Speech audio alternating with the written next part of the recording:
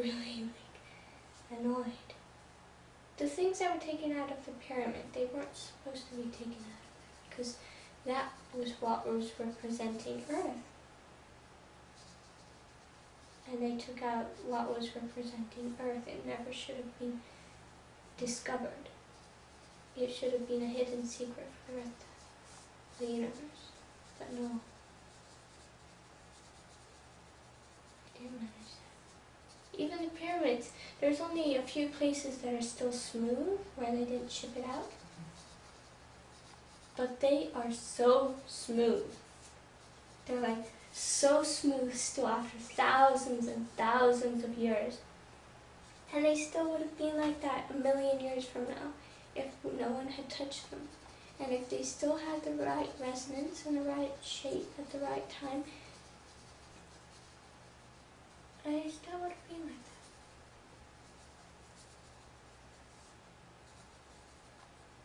that. I believe there's two or three huge natural caves right under there, thousands of meters below. Huge caves.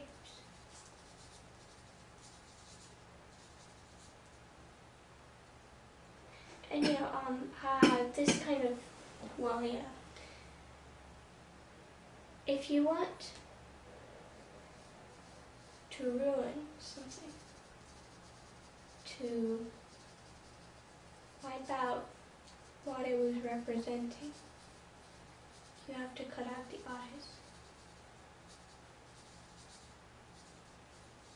I noticed when we went to look at all the statues inside the museum, which were taken out from around and inside, people like Napoleon, people like that, and people behind, before, if they wanted to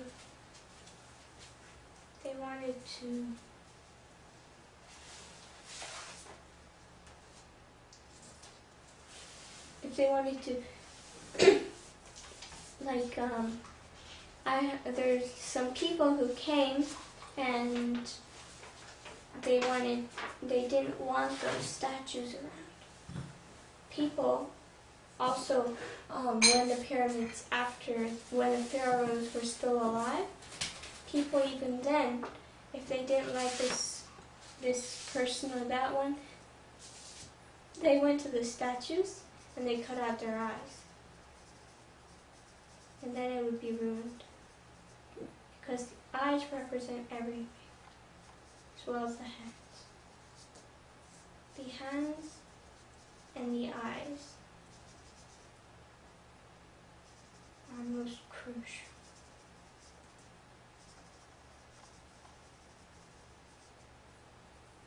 But mostly then they were just going for the eyes. The beards were what they called their rank, was their beard. They had so many secrets, and they knew so many things. They understood things. They knew a lot of things that we don't even know now. A lot more things. And these people were the aftermath of the person who built the pyramids in the first place. Even in Peru. These people's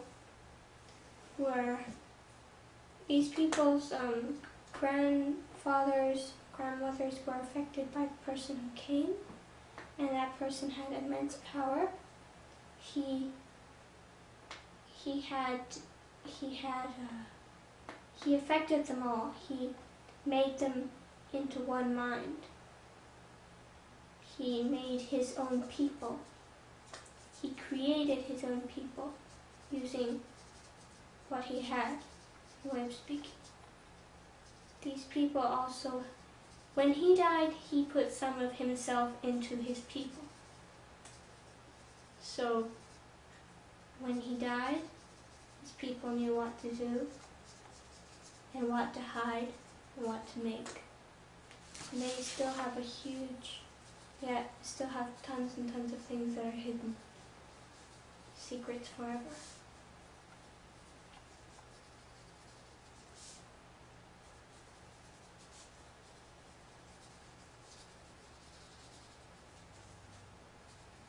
The pyramids were talking with me and it made me very sad. Sad that they were still being treated. They were being treated like this. And the pyramids know what's going to happen. They know when we're going to have a change on Earth. They've survived one or two, several, I guess, small ones. And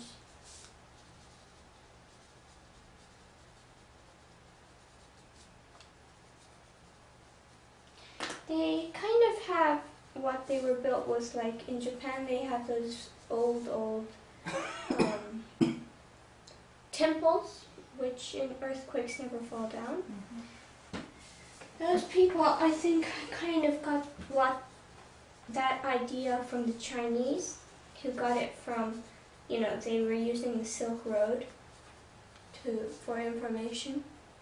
And they got some from Egypt, and they had some people going over to Egypt, and they looked around.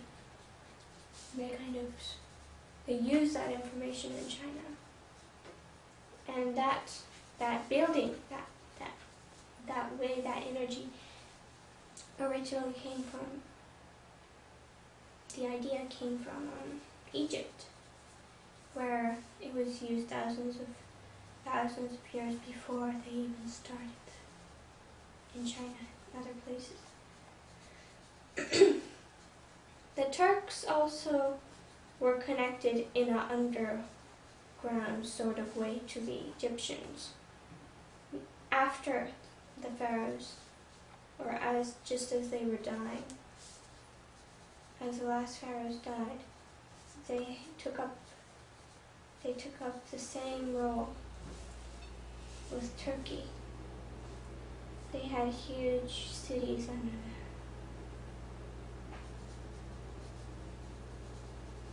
They weren't exactly cities.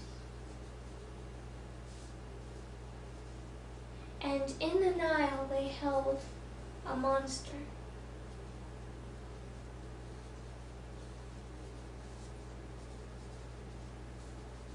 An underground monster in a well.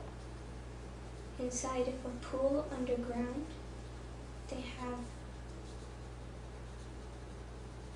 it's not exactly a monster,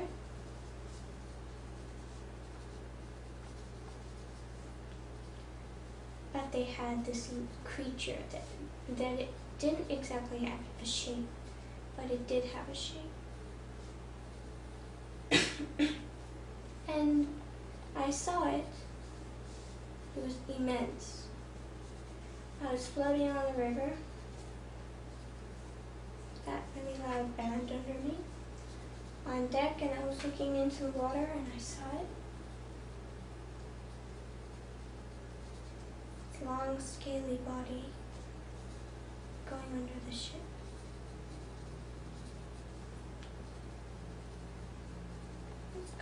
It's not a guardian of the pyramids. It's like an ally, a dangerous and yet very mild ally, which was kind of like an enemy. It was very, very complicated. And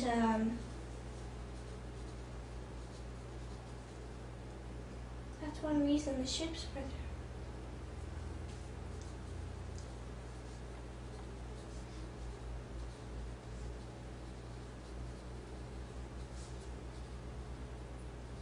I'm not sure how they dug them up, but I believe the ships were placed at certain angles around the pyramid, at certain places at certain degrees, and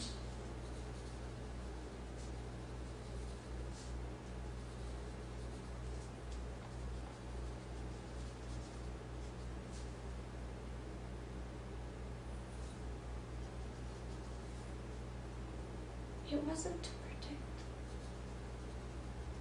I don't believe. It was like a pathway out.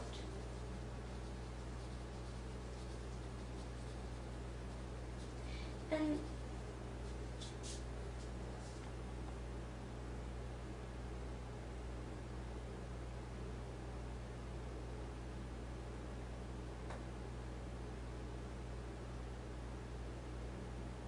I believe the Sphinx is made of a different rock than from the pyramids.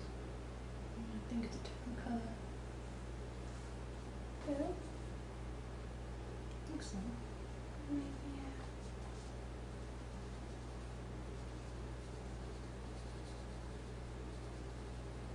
Its energy is less stable. Very much less stable.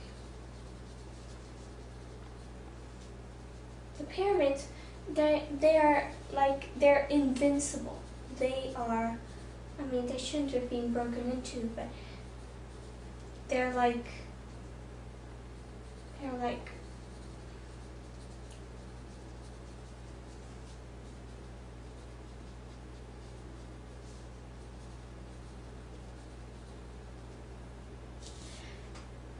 if there's something, if they have a problem,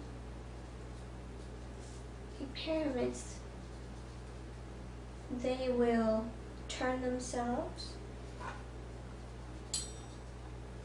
and they kind of have this energy like jelly. Not jelly, but when you try to touch them, like if an earthquake came or something,